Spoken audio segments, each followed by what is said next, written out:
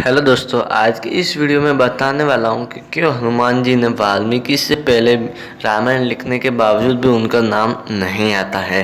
तो चलिए दोस्तों, वीडियो स्टार्ट करते हैं। अंत तक वीडियो के साथ में बने रहिए। तो फिर दोस्तों, सबसे पहले मैं आपको बता दूं कि पवन पुत्र हनुमान भगवान श्री राम के परम भक्त, ये सब जानते हैं। वे स्वयं शास्त्रों के महान ज्ञाता और ज्ञानी हैं। ऐसे में यह सवाल स्वाभाविक है कि हनुमान जी ने स्वयं रामायण क्यों नहीं लिखी। श्री राम की भक्ति से उनको अनेक सिद्धियां प्राप्त थी। किसी ग्रंथ की रचना करना उनके लिए मुश्किल कार्य नहीं था। कोई भी ग्रंथ वह लिख सकते थे। यूँ तो दोस्तों, श्री राम पर अनेक रामायण लिखी गई है, परंतु इनमें से दो सबसे ज़्यादा प्रसिद्ध हैं।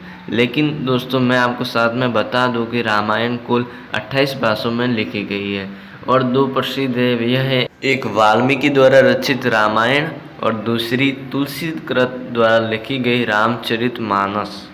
लेकिन दोस्तों, सवाल ये उठता है कि हनुमान जी ने भी एक रामायण लिखी थी, तो वो रामायण कहा जाता है कि सबसे पहले हनुमान जी ने ही रामायण लिखी थी, लेकिन बाद में उन्होंने वह समुद्र में प्रवाहित कर दी थी। उन्होंने ऐसा क्यों किया, यह मैं आपको इस वीडियो में पूरा बता रहा हूँ।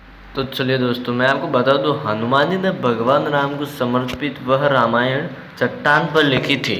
उन्होंने लेखनी के लिए अपने नाखून को इस्तेमाल किया था और उन्होंने यह कथा वाल्मीकि जी से भी पहले लिखी थी। इसका नाम हनुमद रामायण था। यह कथा उन्होंने तब लिखी जब श्री राम ने रावण सहित अपने राक्षसों का अंत कर दिया और वे पुनः अयोध्या आ गए। तब हनुमान जी हिमालय पर चले गए। वहाँ वे अपने नाखूनों से राम कथा रचते थे। इधर वाल्मीकि भी अपना ग्रंथ पूरा कर चुके थे। उनकी हार्दिक इच्छा थी कि वे ग्रंथ भगवान शिव को अर्पित किया जाए। शिव को यह ग्रंथ भेंट करने के लिए वे कैलाश पर्वत गए। वहाँ और उन्होंने हनुमान जी द्वारा रची हुई रामायण देखी। वाल्मीकि महान कवि थे, लेकिन हनुमान जी की रचना देखकर तो वे भी चकित रह गए।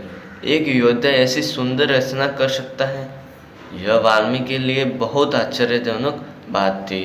उन्होंने हनुमान जी के काव्य की प्रशंसा की और बोले, आपकी रचना के सामने तो मेरी लेखक कुछ भी नहीं, मेरी रचना भी फीकी पड़ रही है।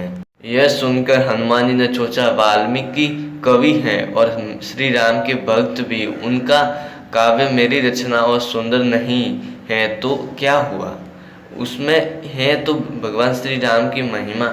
इसलिए मुझे ऐसा कार्य करना चाहिए कि उनकी रचना ही संसार में प्रसिद्ध हो।